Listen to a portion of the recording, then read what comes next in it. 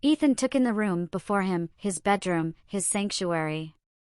It was the one space he kept entirely to himself, hidden away from the world. No one would ever understand the significance it held for him, nor would they appreciate the secrets that lay behind the door of number 204 Willow Creek Apartments. The rest of his apartment was plain, even dull, but this room was a world of its own. The color pink dominated everything. The plush carpet, the linens, the pillows, and the canopy that draped over his four-poster bed all were tinted in varying shades of pink. The walls were covered in rosebud-patterned wallpaper, though much of the design was concealed by the shelves and posters filling the room. The four-poster bed stood proudly against one wall, its layers of delicate pink curtains pulled back to reveal hundreds of stuffed animals stacked atop layers of soft, pink pillows. It seemed impractical for sleeping, but Ethan found comfort and security in the soft embrace of these plush companions. Even during Navy boot camp in San Diego, he had managed to keep two small teddy bears by his side, a source of solace during the toughest of times. Now, as the days grew more unsettling, his collection of stuffed animals continued to expand. They had made their way into other parts of his apartment, providing a sense of security in every corner, despite the risk of what others might think. A large cherrywood armoire stood against another wall, accompanied by matching bookshelves. Above the armoire hung a heavy oval mirror, framed by a glimpse of the rosebud wallpaper. The armoire's polished wood gleamed, almost rivaling the shine of the mirror. A few items rested on top, bottles of nail polish, an ornate silver cosmetics case, and other assorted beauty products. Two stuffed animals stood guard over these delicate items, a bear and a bunny. The bunny was dressed in a beautiful white gown, adorned with lace and ribbons. It wore an elegant Easter bonnet and held a small rose quartz egg. The bear, in contrast, had lilac fur and wore a shimmering white wedding dress. Two bookshelves flanked the armoire, but their shelves contained few books. The bottom shelves held a collection of Harlequin romance novels, most of which had been well loved and read. The rest of the shelves displayed various trinkets, Barbie dolls, Sailor Moon figures, glass unicorns, and pewter fairies. One wall was nearly obscured by posters, with only glimpses of the wallpaper peeking through. Many of the posters depicted fantasy scenes, unicorns basking in sunsets, fairies playing in silver brooks. Ethan's favorite was a 6-foot poster of Tinker Bell, winking mischievously. Among these was an unexpected addition, a poster of the Backstreet Boys. He wasn't sure why, but there was something about their images gazing down on his bed that made him feel both excited and connected to something deeper. The poster had been a recent impulse, tacked up over several others, but once Ethan had seen it, he knew it belonged in the room. Beneath the poster, on a small table, sat Ethan's second television. Though he had a large 52-inch projection screen in the living room, he preferred to watch his shows on the 13-inch pink Hello Kitty TV in his bedroom. Hidden beneath it was a collection of videos he would never want anyone to know about. Among these, the Britney Spears music videos were his most cherished. Though he wasn't particularly fond of her music, and while he admired her looks, it wasn't about her, it was about something he couldn't explain. At the moment, a Backstreet Boys video played on the screen. Ethan didn't care for their music either, but something about their videos stirred up feelings that only made sense in the privacy of his pink room. He had bought the video last week, shortly after purchasing the poster, and had already watched it dozens of times. Last night, curled up with a teddy bear, he watched the video 7 times. Despite a sleepless night, he felt more alive and rejuvenated than he had in years. Reluctantly, Ethan pulled his gaze away from the screen and resumed his inspection of the room. Against the final wall, between 2 doorways, stood an antique curio cabinet. It was softly illuminated, showcasing his cherished collection of Hello Kitty memorabilia. One door led to the master bathroom, a space of porcelain and bronze, with a subtle scent of rose potpourri filling the air. The other doorway framed a passage into a large walk-in closet. While the armoire held his everyday clothing, the closet was a carefully curated display of fine garments. Ethan rarely wore anything from it, simply owning them brought him satisfaction. He could spend hours in there, admiring the fabrics as they hung in pristine order. The closet housed an array of dresses, gowns, sweaters, and skirts, but there were 4 pieces among them that he treasured most. The first was an LBD, a little black dress, the one that started his collection of forbidden clothing. He had bought it nearly 9 years ago while still in high school, using all the money he had saved from his grocery bagging job. It was the same style as the dress his parents had helped his twin sister buy for prom. He couldn't ask them for the money for a dress that wasn't for an occasion he could explain. He still wasn't sure how he managed to keep it a secret from his family. The next 2 were picked up while Ethan was stationed in Japan with the Navy. His pride and joy was a school uniform, a piece he had hesitated to buy for an entire year, fearing people might judge him. Yet, he knew he had to have it before leaving Japan. The navy blue skirt still had its crisp pleats, a reminder of his time there. On a girl, it would have reached just above the knee, but on Ethan, it sat much higher, barely covering mid-thigh, the way the girls in Tokyo wore their skirts. The jumper, reminiscent of his navy dress uniform, was another prized possession. He had kept it in far better condition than the uniforms he had to wear for work. He could never wear it to duty, so the navy uniforms were worn more often. This jumper, with its red silk kerchief and shoulder patch from a school in Osaka, was an immaculate display of his time there. Below it, he kept 2 pairs of schoolgirl shoes, both in a much larger size. One pair showed light signs of wear, his favorite for lounging around the house, while the other was in perfect condition. His other Japanese treasure was a summer kimono with a delicate plum blossom pattern, purchased from a bazaar. He had bought it without hesitation, as it was a twin to the one he had sent his sister, Gilly, for Christmas. When asked about them, Ethan told people he had bought them for his mother and sister, though in truth, he had sent his mother a pair of ornamental swords instead, knowing she collected such items. The last and most expensive of all his treasures was a red silk cheongsam.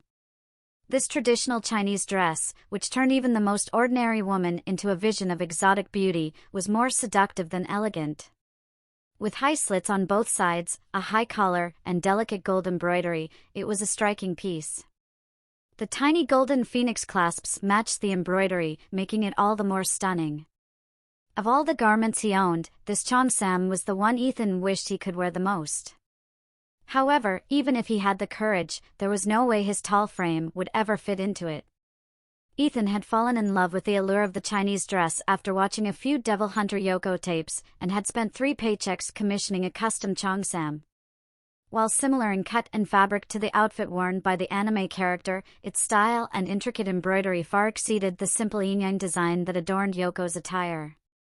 This was the dress Ethan idealized for her, but it had been made to fit the size of a slender, petite Japanese, though fictional, girl, and there was no way his 6-foot frame could ever fit into it, his greatest treasure. One day, when he had the funds to spare, Ethan planned on commissioning another cheongsam, one sized for him. He knew he could never wear it in public, but he longed to try the exotic style. Not for the first time, Ethan felt a pang of jealousy that society reserved fine clothing exclusively for women. Men were relegated to black and white tuxedos for formal events, while women had endless variety and style in their wardrobes. Having completed his survey of the room, Ethan was about to sit down and resume watching the video when the doorbell rang. Startled, he jumped to his feet, turned off the TV, and made his way to the front door. As he stepped out of his bedroom, the unsettling feeling that had driven him back to his sanctum returned, intensifying with each step. The storm outside raged on, with howling winds and relentless rain joined by thunder and lightning like a cosmic rock concert. The shrieks of wind sounded unnervingly like the tormented screams of the damned. If it were possible, Ethan would have sworn the sense of unease grew stronger the closer he got to the door. The doorbell rang again, followed by pounding at the door. Hesitant but compelled, Ethan continued toward the entrance. By the time he reached it, the pounding had turned frantic, and he knew the neighbors would be irritated. He certainly would have been if he were in their shoes. Now visibly trembling, Ethan peered through the peephole. A tall, shadowy figure stood outside, and when lightning flashed, the resulting thunder nearly shattered the windows. The floor trembled beneath him as if the earth itself had been torn apart by the bolt. In that brief flash of light, Ethan was struck by a terror he had never known. The figure outside was no mere mortal. Cloaked in an unnatural darkness, the shadows seemed to gather rather than disperse, and only the face, hands, and pale skin were visible. The figure's nails, more akin to claws, were sharp and animalistic, and its flame-red hair nearly concealed two small horns protruding from its forehead. But it was the face that haunted Ethan most, the twisted expression of pure hatred. And the eyes burned with a malice that no mortal could possess. Ethan was overwhelmed by the malevolent energy emanating from the figure. He collapsed to his knees, paralyzed by fear, as the being's voice slithered into his mind. It was oily, sibilant, like the hiss of a serpent. "Ethan," it said, and Ethan winced at the venom in its tone. "Ethan, come out, and your death will be swift. Resist, and your suffering will last an eternity. Surrender now, A.G. Shameth." Quivering on the floor, Ethan's mind screamed in terror, but his lips remained silent. There was no way he could face that being. For what felt like an eternity, he lay frozen, listening to the threats and trying desperately to gather his strength. He knew, deep in his bones, that the only way to be safe was to return to his bedroom. Gradually, Ethan noticed something subtle but different. The air in the room seemed to carry a faintly sweet fragrance. He blinked, certain that one of his teddy bears had moved. From the hallway, a gentle, melodic voice filled the space, as if singing to him. "Foul shade, ye cannot enter here." The voice brought Ethan a sense of calm and fortitude. His mind, once frantic, settled, and he slowly began to crawl away from the door. With each inch he gained, the strength returned to his body until he was standing once more. He stood before the door of his bedroom, his sanctum, never before feeling its protective power as he did now. Though the storm continued to rage outside, a peace had settled inside the apartment. Ethan stepped into the room but halted midway, halfway inside. Someone was there. Sitting on his bed was a translucent figure, soft and glowing with a gentle light. Unlike the creature outside, this figure was pale but serene, her form faint and mist-like, her presence warm with a soothing aura. The scent of roses filled the room, stronger and more subtle than the rose potpourri he was used to. She turned from a stuffed giraffe she had been inspecting and met Ethan's gaze with a look of compassion. "Come in, Ethan," she said, her voice soft. "Close the door behind you. The being outside cannot enter. He is but a shade, a remnant of his true self. But he may still send others to do his bidding. You will be safe in here." She glanced around the room, almost with a sigh. As safe as one can be in these dark days. Her voice held the same calming strength it had earlier. "Come in, sit down, child. Do not fear me. My sisters and I are your friends, your allies." Her eyes softened with pity. "We have much to discuss, though it will be hard to believe. But first, I see you have questions?" Ethan stepped further inside, closing and locking the door, though he wasn't sure how much protection a simple lock could offer against the terror outside. He sat on the bed, too stunned to feel embarrassed, and grabbed the largest teddy bear, a soft, white creature in a yellow sundress and ribbons, clutching it for comfort. The figure placed a cold hand on his knee, her touch sending a chill through his jeans. "You have questions?" she repeated. What are you?" As if saying the words unleashed a torrent, more questions spilled out. "What was that thing outside? What's happening? How did you get in here? This isn't just a bad dream, is it?" Even as the words left his mouth, he knew the answer: it wasn't a dream. The ethereal figure smiled, and in that moment, she transformed before his eyes. She was no longer just a ghostly presence, no, she was undeniably beautiful, though not in the conventional sense. "Who am I?" she mused. "I am a guide. You may call me Lyra." The thing outside was a shade, a construct of the Dark Prince, imbued with a fragment of his power. "He is our enemy." A shadow of anger crossed her fair face, and Ethan could sense her immense strength. She looked at him with deep sadness. "How did I get here?" A single tear slipped down her cheek. I have watched over you, Ethan. Since the very beginning. I should have been the one you turned to for comfort, not these dolls. She held up the giraffe again.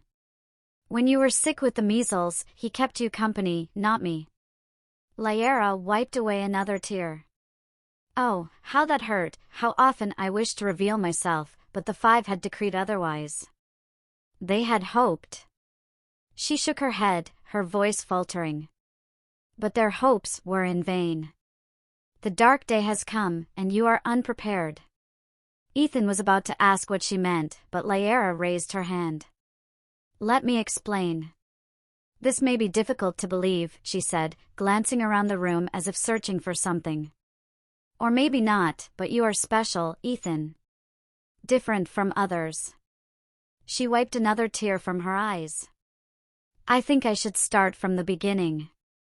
This may seem strange and confusing, but you will understand. I know you will. Her belief in him was so strong, Ethan couldn't help but nod. Lyra smiled and began. In the beginning, there was nothing, and after an eternity, 6 figures emerged from the darkness. These beings were the prime eternals, known as earth, air, fire, water, light, and darkness. They created all that is, pushing aside the nothing and shaping the world. They worked together, each treating the others as equals. For reasons we do not fully understand, mankind began to fear darkness and revere light above all else. Darkness grew enraged and threatened to destroy everything unless mankind treated him as light's equal. When they failed to do so, darkness' fury became terrifying, and the other prime eternals were forced to act to protect creation. First to their aid was fire. Fire gave mankind knowledge of her power to resist darkness. Later, she bestowed powerful magic upon the daughters of mankind, magic to defend themselves and to fight back against darkness. But darkness' anger only grew, and he demanded mankind not only acknowledge him as equal to light, but superior to the other prime eternals. Many men, swayed by his false promises, pledged themselves to darkness, and from them came demons and minions who serve him to this day. The war between them was brutal. Even the prime eternals were wounded.